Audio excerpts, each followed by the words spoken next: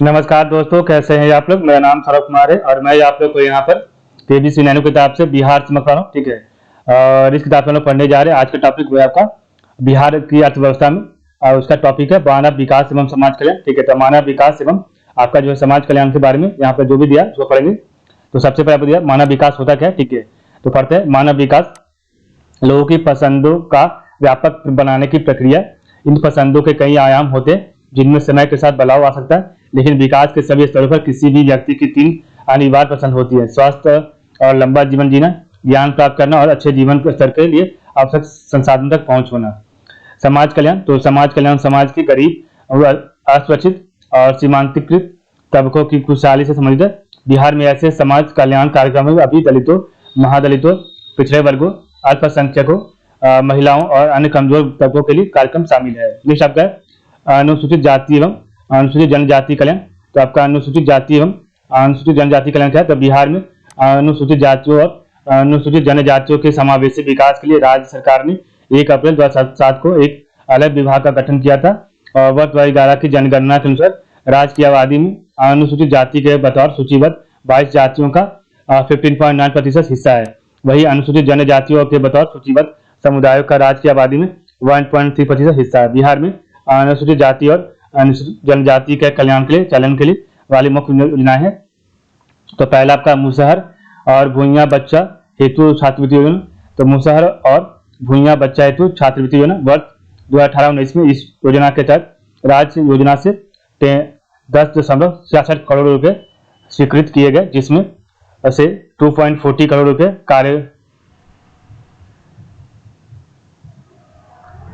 कार्यान्वित व्यय और स्थापना व्यय के थे। वर्ष 2019-20 के लिए और अधिक 10.66 करोड़ रुपए का आवंटन किया गया है।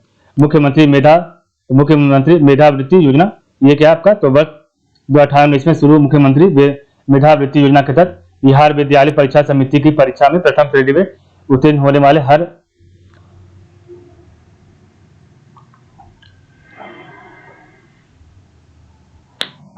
अजा विद्यार्थी को 10,000 रुपये दिए जाते हैं। और वर्ष 2016-17 से द्वितीय श्रेणी में उत्तीर्ण होने वाले हर अजा विद्यार्थी को भी 8,000 रुपये छात्रवृत्ति दी जाती है। इसके अलावा उच्च माध्यमिक परीक्षा में जो है उच्च माध्यमिक परीक्षा में प्रथम श्रेणी में उत्तीर्ण होने वाले पर 15,000 रुपये व द्वितीय श्रेणी में उत्तीर्ण होने पर 10,000 रुपये मेधावृत्ति दी जाती है। नेक्स्ट आपका अनुसूचित जाति एवं अनुसूचित जनजाति उत्पीड़न राहत योजना। तो अनुसूचित जाति एवं अनुसूचित जनजाति उत्पीड़न राहत योजना, तो बिहार में उत्पीड़न के शिकार लोगों को राहत देने के लिए अनुसूचित जाति और अनुसूचित जनजाति अधिनियम 1989 का सफलतापूर्वक क्रियान्वयन किया जा रहा है। ठीक है, ये सबका अनुसूचित जाति विद्यार्थी परीक्षा पूर्व कोचिंग योजना। तो अभी अनुसूचित जाति के विद्यार्थियों के लिए 7 परीक्षा पूर्व कोचिंग केंद्र पटना, दरभंगा, भागलपुर, गया, मुजफ्फरपुर, सारण और आरा में एक चल रहे हैं। और मुंगेर, पूर्णिया और सहरसा में स्थापना के लिए 3 और परीक्षा पूर्व कोचिंग केंद्रों की स्वीकृति जो है प्रदान कर गई है। जैसे आपका समेकित थरूट विकास परियोजना। तो समेकित थरूट विकास परियोजना क्या है, तो समेकित थरूट विकास परियोजना के तहत ऐसे प्रखंडों का चयन किया गया जिनमें थारू जनजाति सहित अनुसूचित जाति के लोग बहुसंख्यक है। और इस परियोजना के तहत संचालित 258 योजनाओं में से 243 पूरी हो गई है। इससे लाभान्वित प्रखंड है बगहा 2, रामनगर, गौन्हा और मैनाटांड। इस परियोजना के तहत बेतिया शहर में छात्रावास का भी निर्माण कराया जा रहा है। नेक्स्ट आपका अनुसूचित जाति अनुसूचित जनजाति आवासीय छात्र योजना। तो राज्य सरकार द्वारा अनुसूचित जाति विद्यार्थियों के लिए 65 और अनुसूचित जनजाति विद्यार्थियों के लिए 20 आवासीय विद्यालय चलाए जा रहे हैं। और इन विद्यालयों की कुल स्वीकृत क्षमता अनुसूचित जाति विद्यार्थियों के लिए 25,040 और अनुसूचित जनजाति विद्यार्थियों के लिए 7,520 है। थारूट क्षेत्र के 5 आवासीय विद्यालयों में अनुसूचित जनजाति के विद्यार्थियों के लिए पढ़ाई का काम शुरू हो गया है। नेक्स्ट आपका है भीमराव अंबेडकर कल्याण छात्रावास योजना।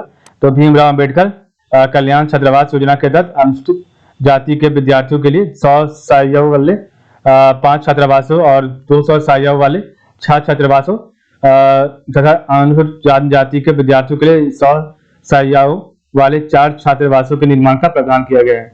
जैसे आपका महादलित, तो आपका महादलित क्या था, राज्य महादलित आयोग की रिपोर्ट के अनुरूप महादलित की उन्नति के लिए कल्याण योजनाओं के क्रियान्वयन के लिहाज से बिहार महादलित विकास मिशन संस्था निबंधन अधिनियम 1860 के तहत निबंधित है। आयोग ने पाया कि बिहार की 22 में से 21 अनुसूचित जातियां आर्थिक, सामाजिक, सांस्कृतिक और राजनीतिक स्थिति के लिहाज से वास्तव में वंचित है।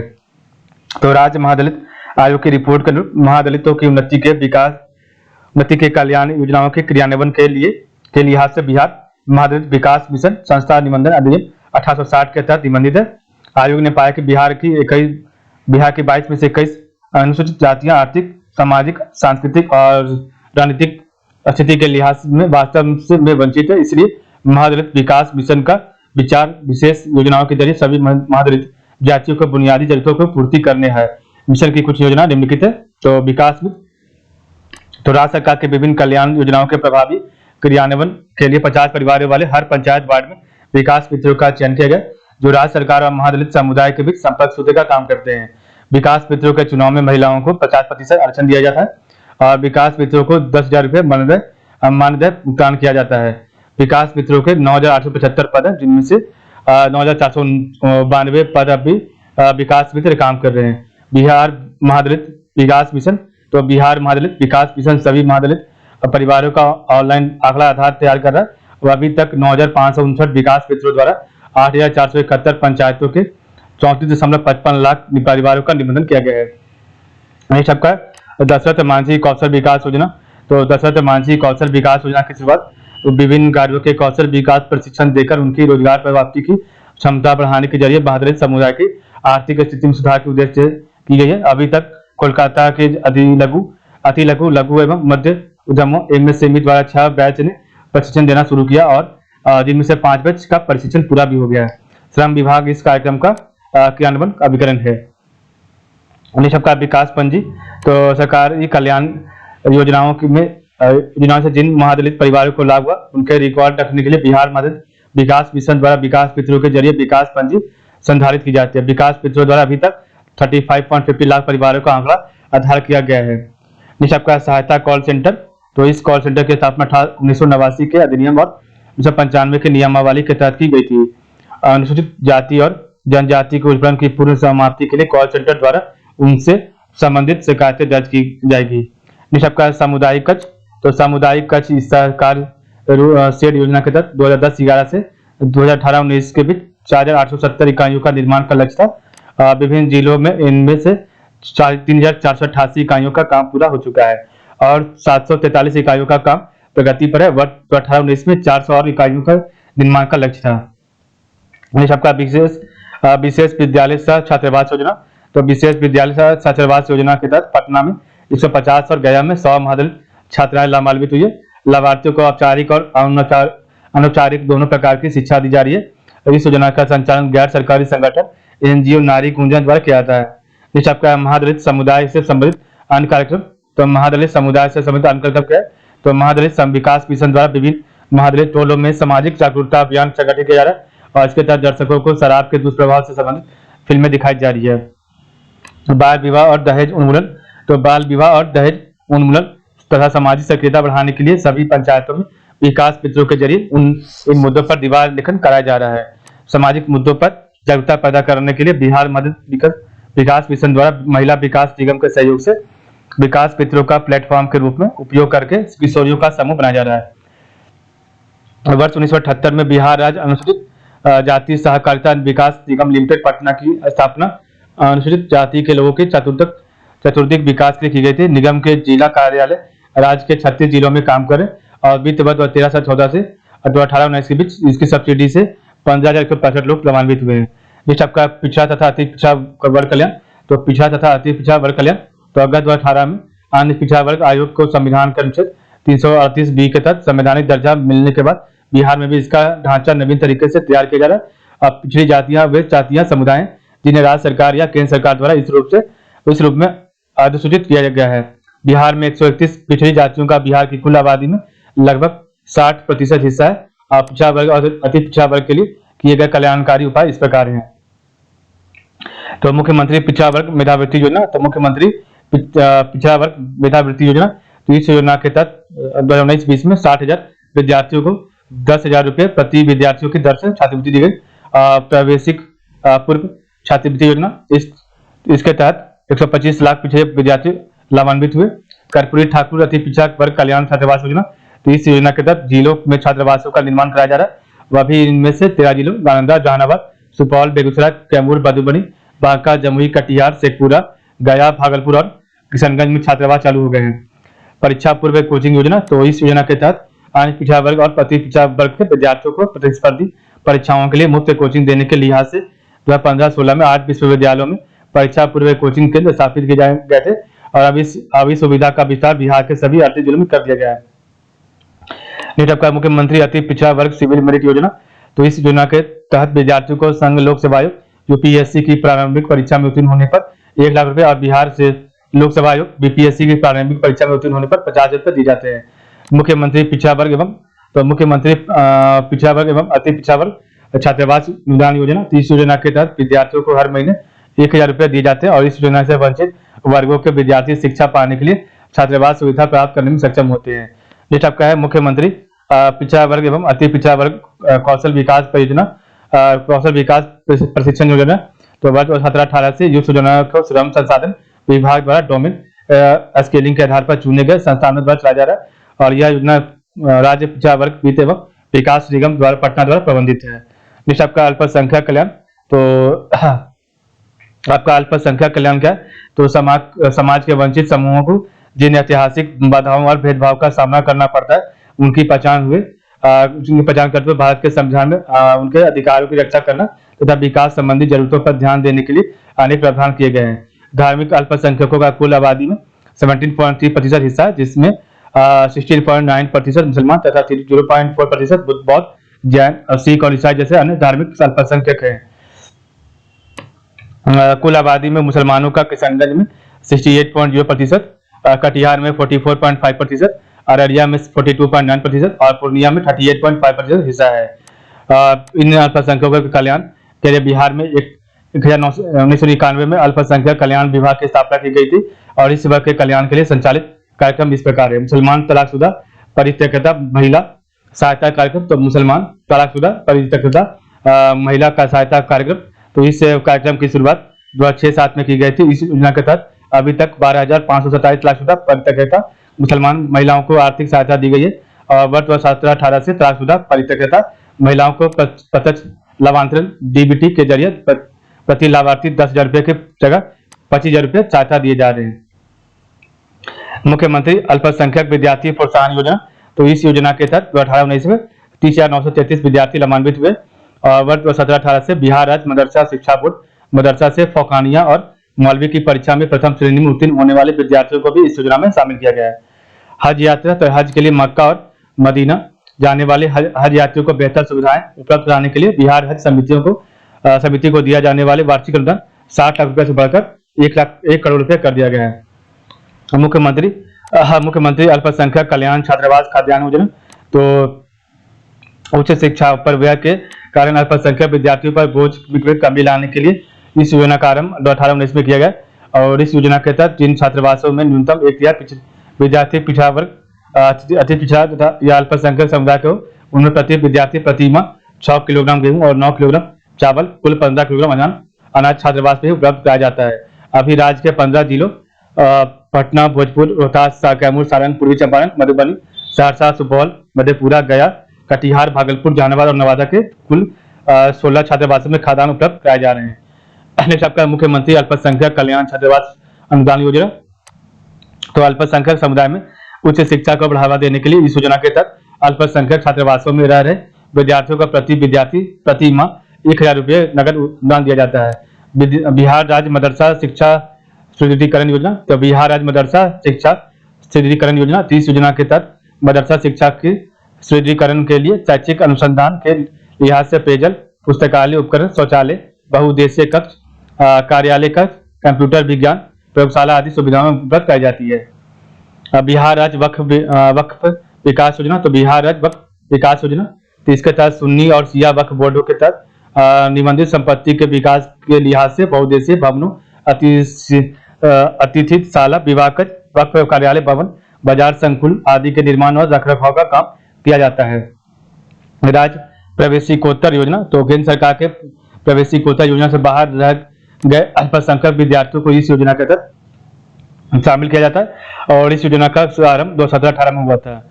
नेक्स्ट आपका बिहार राज्य अल्पसंख्यक आवासीय विद्यालय योजना, तो राज्य सरकार ने वर्ष 2018-19 में राज्य सरकार ने अल्पसंख्यक विद्यार्थियों के लिए प्रत्येक जिला में एक आवासीय विद्यालय स्थापित करने का निर्णय लिया था और अभी यह योजना किशनगंज और दरभंगा में शुरू की गई है। नेक्स्ट आपका महिला सशक्तिकरण, तो 8वीं योजना के दौरान पहली बार महिला सशक्तिकरण को विशिष्ट सामाजिक लक्ष्य के बतौर मान्यता दी गई थी।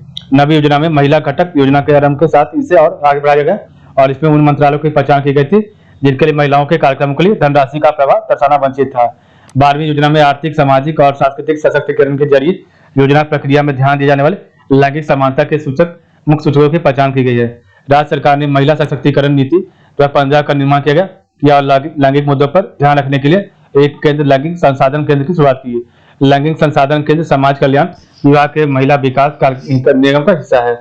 राज्य सरकार द्वारा 18-19 से ही जेंडर बजट प्रकाशित करती रही है जो राज्य के कुल बजट में महिलाओं के पर परिव्यय का हिस्सा विभिन्न वर्षों के बीच थोड़े बहुत अंतर के साथ लगभग 11% रहा है। राज्य में महिलाओं के लिए परिव्यय सकल राज्य घरेलू उत्पाद का लगभग 3 से 4% रहा है। लैंगिक परिप्रेक्ष्य में महिलाओं से संबंधित परियोजनाओं को 2 श्रेणियों में बांटा गया है।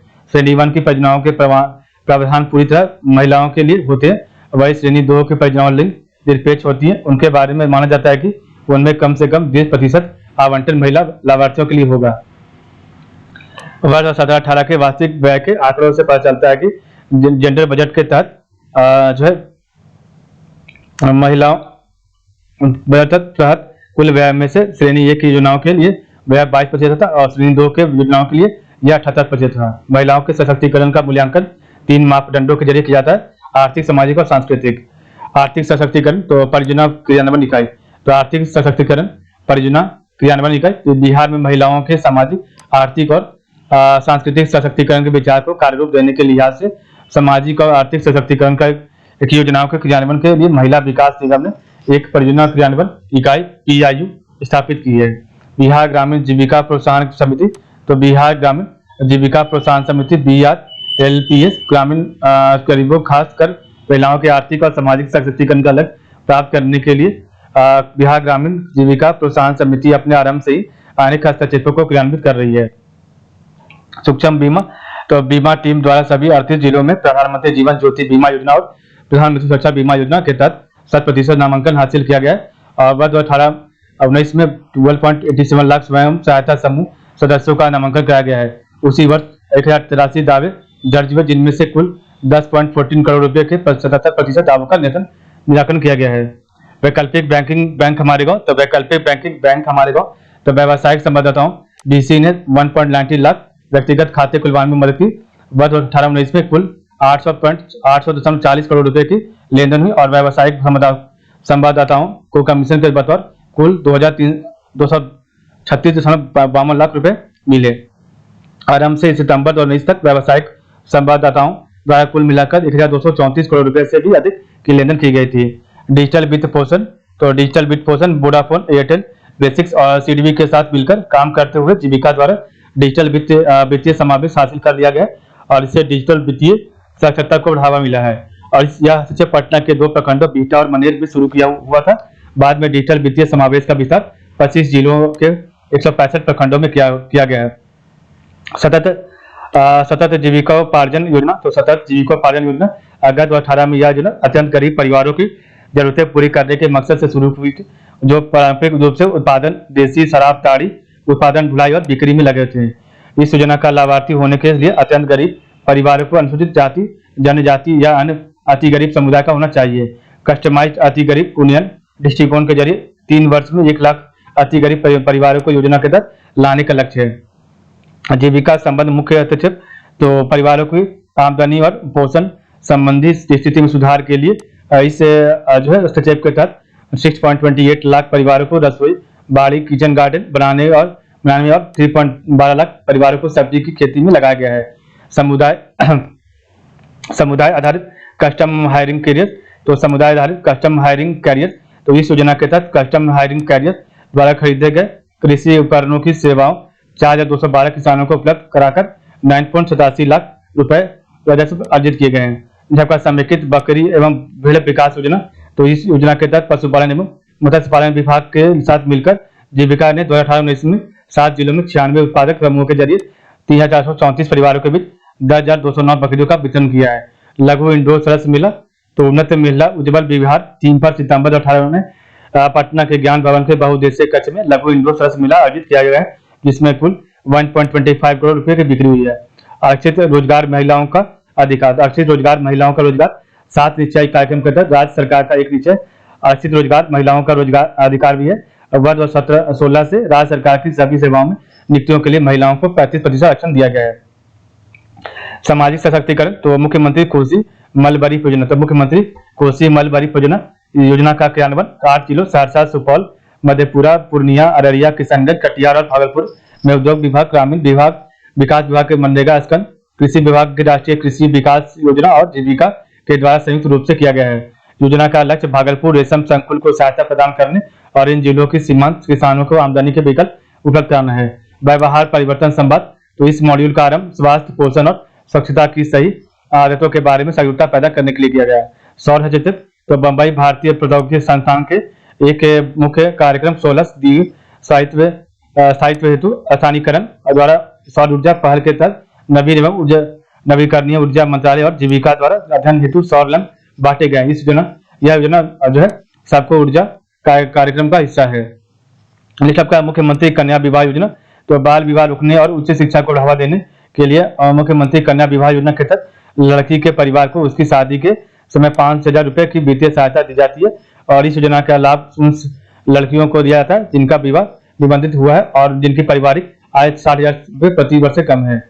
मुख्यमंत्री कन्या उत्थान योजना, तो मुख्यमंत्री कन्या उत्थान योजना का मुख्य उद्देश्य भ्रूण हत्या रोकना और लड़कियों के जन्म को बढ़ावा देकर लैंगिक असमानता दूर करना है। इस योजना के तहत जन्म के समय 2,000 रुपये और 1 वर्ष पूरा होने के तथा आधार में नामांकन होने पर 1,000 रुपये दिए जाते हैं। प्रत्यक्ष लाभांतरण के लिए आधार को माता पिता अभिभावक के बैंक खाते से जोड़ दिया जाता है और यह सुविधा हर परिवार की 2 लड़कियों के लिए ही दी जाती है। मुख्यमंत्री नारी शक्ति योजना, तो मुख्यमंत्री नारी शक्ति योजना के तहत घरेलू हिंसा और मानव व्यापार की शिकार महिलाओं को और किशोरियों को मुफ्त सामाजिक मनोवैज्ञानिक सहयोग और कानूनी सहायता उपलब्ध कराई जाती है। अभी महिला विकास निगम द्वारा विभिन्न जिलों में संबंधित जिला अधिकारियों के साथ सघन समन्वय करके 38 महिला हेल्पलाइनों का संचालन किया जा रहा है। निष्पक्ष